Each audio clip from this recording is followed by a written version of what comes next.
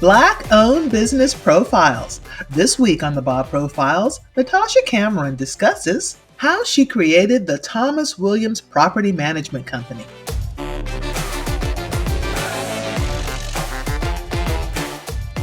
Many years ago, almost 20 years ago, I was in school for criminal justice and decided I was going to, go and try to work in the field. I was working at a school for kids that had like behavioral issues and things like that. But every summer I was off. And so this particular summer I said, hey, let me just go and try to find an administrative type of position. Applied, and one of the biggest property management companies on the East Coast reached out to me and wanted me to come in and work as a receptionist. So I did that. And when I got there, it was just so many things going on. And I'm like, ooh, every day was something different. The phone calls would be different. And I'm like, I think I enjoy this.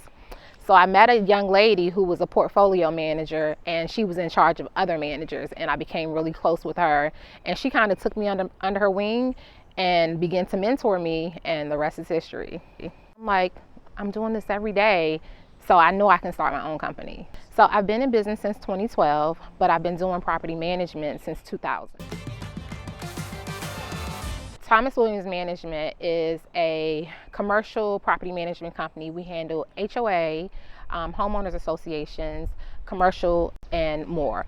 So basically, we are the go-to people that handle the day-to-day operations for community associations. So I don't necessarily make the decision. The governing documents make the decision. I just enforce the rules for the association. I do monthly inspections, which I'm going to do one here today, and I drive to make sure that your property looks good, that you haven't changed the colors, to some pink house, that your grass is cut and maintained, that your flowers are not dead. All of those good things, making sure the trash cans are tucked away and not in front of the house, just making sure that the curbside appeal looks good. So when people are visiting the community, whether it's a potential buyer or just someone visiting, that the community looks good. So right now we have 2 full-time managers, and we're all credentialed. So that's what these buttons here are.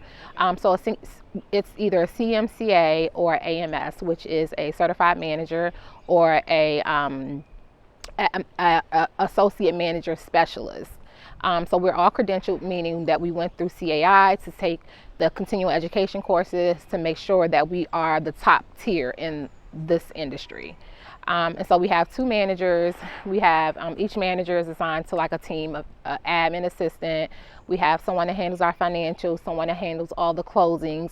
And that basically is if someone is selling their home, they need like a resale letter to say how much the person owes and all the stuff that goes on in the community. So we have a person that handles that. And then we have a receptionist that handles all of our calls. We pretty much work from like our own home space because everything is virtual now. We don't really necessarily need a space, but I do want to transition back to a space. Before the pandemic, we were in a space. It was a shared space, but I feel like we've grown to the point where it's time for us to get a space for the staff to be in, for homeowners to be able to come in to see us if they need to make payments or what have you. So that's where I'm going now. I think I want to stay close to home, so I want to stay east of Atlanta, back out in Conyers, in that area.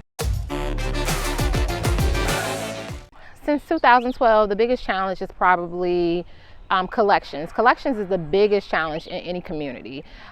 Many people don't really understand the concept of having an HOA, and a lot of times they'll just say, I'm not paying that.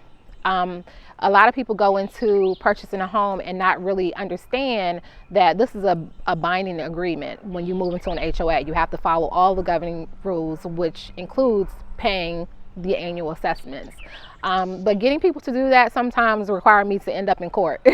Some communities have had a huge delinquency rate because people are really scared in this time. They're like, well, we'll pay the mortgage, but we won't pay the HOA because they don't know the future holds. Every community is different. It has its own set of governing documents, but I'll say about 90 to 95% are mandatory HOAs, which means you have to pay an assessment, you have to be a part of the HOA. It's a little bit different when you work with, 5 to 7, 3, 5, 7, because that's typically the amount of board members. So it's a little different when you're working with that amount of people, and then you have to come out and deal with, 250 different homes who may have 2 to 5 people in their homes. So everybody has a different personality. Some people are patient, some people are not. Some people are nice, some people are just not. Some people just kind of demand everything because they pay HOAs, and they don't necessarily understand the concept because they're not on the board, so they haven't really read their governing documents. And that's a big thing. A lot of residents don't read the governing documents, so they just think, hey, I bought a house, I paid for it, this is my house, I can do what I want to do.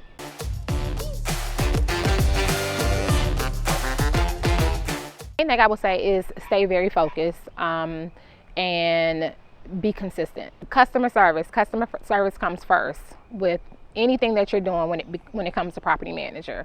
I know that it's kind of cliche, customer's always right, but in this field that is absolutely true. The customer is always right. So your job is to come up with a solution, and so you have to be solution based. This is a male dominated field. Typically it's a middle-aged white man that would be the owner of a property management company.